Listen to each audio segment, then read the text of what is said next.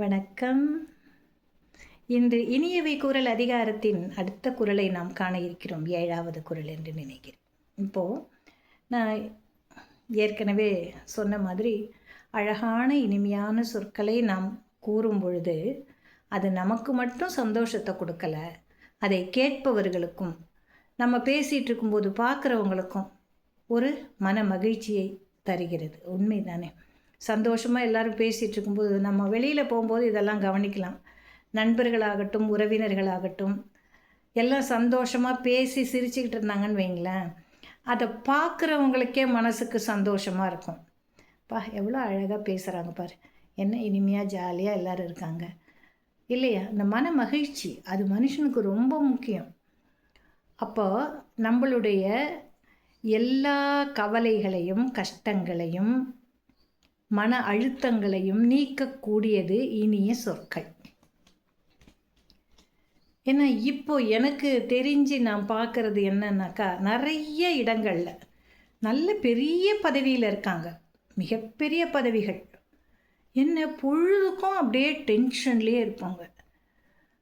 அவங்களால மற்றவர்களை வாயார வாங்கன்னு கூட சொல்ல முடியாது. அப்படியே அந்த டென்ஷனோடைய வாங்க அப்படிம்பாங்க. அப்போது போகிறவங்களுக்கு எப்படி இருக்கும்? ஏன் டென்ஷன் எடுத்துக்கிறீங்க? எதற்காக இந்த மன அழுத்தத்திற்கு நீங்கள் ஆளாகுகிறீர்கள்னாக்கா, இந்த வேலையை மட்டுமே மூளைக்குள்ளார கொண்டு வச்சுக்கிறது. யாருமே எந்த ஒரு நிறுவனத்திலும் எந்த பணியை செய்தாலும், எவ்வளவு உயரிய பதவியில் இருந்தாலும், அந்த நிறுவனம் நம்மிடமிருந்து நம்முடைய உழைப்பை சுரண்டுவதைத்தான் பார்க்கும். இது அப்பட்டமான உண்மை. நீ திறமைசாலியாக இருக்கலாம், உன் திறமைகளை அவர்கள் மதிக்கலாம், ஆனால் அந்த திறமையால் அவர்களுக்கு ஒரு ஆதாயம் வரும். அதைத்தான் அவங்க பெருசாக எடுத்துக்குவாங்க. புரியுதா?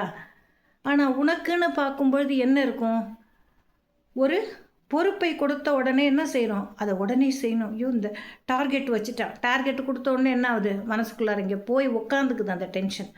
10 நாளைக்குள்ளார நீ இதை செய்யணும்னு இந்த 10 நாளைக்குள்ளார நம்ம மூளை பரப்புறன்னு வேறு எதையுமே கவனிக்க மாட்டேங்குது. பற்றியா? அதுதான் நம்மளுடைய இயல்பு. ஆனால் அவன் நிர்வாகத்தை நடத்தக்கூடிய நிறுவனர்லாம் இருக்காங்க பாரு, அவங்க அதிபுத்திசாலிகள். அவன் இருந்த இடத்துலையே காய் நகர்த்துறான் பாரு. இதனை இவன் கண் விடுதல், இதை நம்ம செஞ்சு முடிச்சிருவான்டா, என்ன டென்ஷனாக இருந்தாலும். அப்போ நம்ம என்ன பண்ணோம்? சுதாரிச்சுக்கணும்.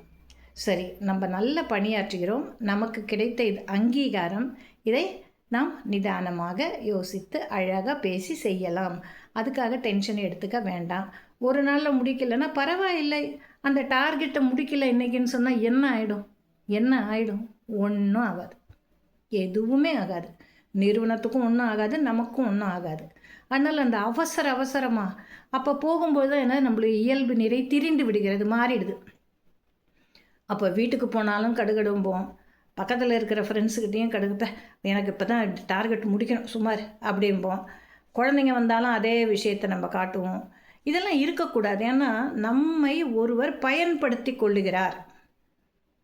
சரி, நான் திறமைசாலி, என்னுடைய திறமை அவர்களுக்கு பயன்படுகிறது, உண்மைதான், ஒத்துக்கலாம்.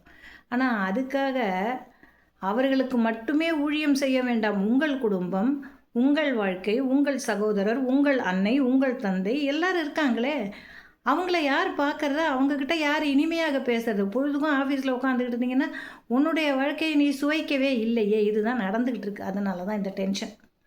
சரியா? இப்போ வள்ளுவர் என்ன சொல்கிறாரு? நயனின்று நன்றி பயக்கும், பயன் என்று பண்பின் தலைப்பிரியா சொல். பண்பின் தலைப்பிரியா சொல்லுன்னா என்ன? இயல்பிலிருந்து மாறாத சொற்கள், அழகான வார்த்தைகளை நாம் பேசும் பொழுது அது என்ன பண்ணுது? நயன் என்று நன்றி பயக்கிறது, நன்மையை செய்கிறது. அந்த சொற்களை பெறக்கூடியவர்களுடைய நன்றியை பெற்று தருகிறது. அது இல்லாமல் நமக்கு என்ன செய்து?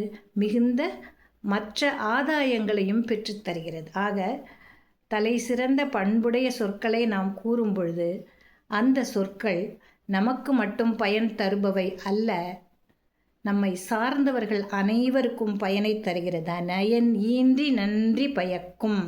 யாருக்கு நன்றி பயக்கும்?